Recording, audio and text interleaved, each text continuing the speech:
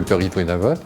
Je suis installé à Quimper depuis plus de 30 ans en médecine générale avec une orientation en médecine du sport qui s'est déroulée sur une quinzaine d'années.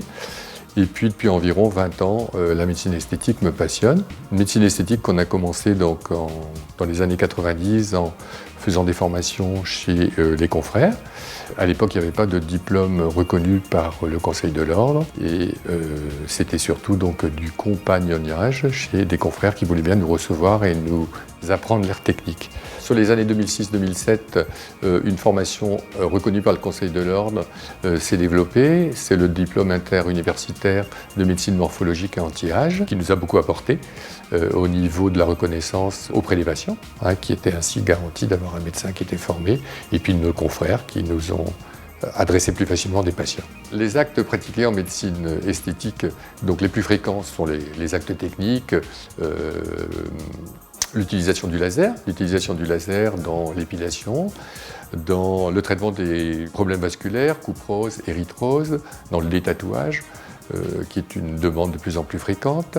À côté de ça, donc, il existe tous les gestes aussi techniques que sont les injections de toxines botuliques, que sont les injections de comblement au niveau du visage, de la prise en charge du vieillissement du visage, et également du vieillissement cutané par les peelings, par le microneedling, les injections de complexes vitamines, acides hyaluroniques, antioxydants. C'est toute la partie technique. Et bien sûr, on a une prise en charge globale du patient on va s'intéresser donc à son style de vie, à son mode de vie. On va s'adapter évidemment à ses antécédents, à ses prises médicamenteuses. Et on va le stimuler à avoir une activité physique régulière, bien contrôlée, et aussi le conseiller dans son alimentation et éventuellement l'aider dans ses excès de poids qui s'accumulent au fil de la vie. La médecine esthétique, une aventure passionnante. Passionnante dans le sens où les rapports humains qu'on a avec les patients sont très agréables.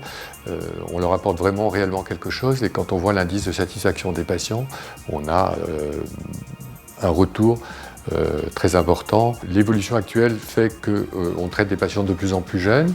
Il est bon à partir de 30-35 ans de se préoccuper des petits signes de vieillissement, ce qui nous permet des gestes très simples, peu invasifs et préventifs sur l'évolution ultérieure. Et en faisant progressivement des petits gestes simples, on a une action préventive sur le vieillissement qui est très intéressante car évite des gestes ultérieurs plus invasifs.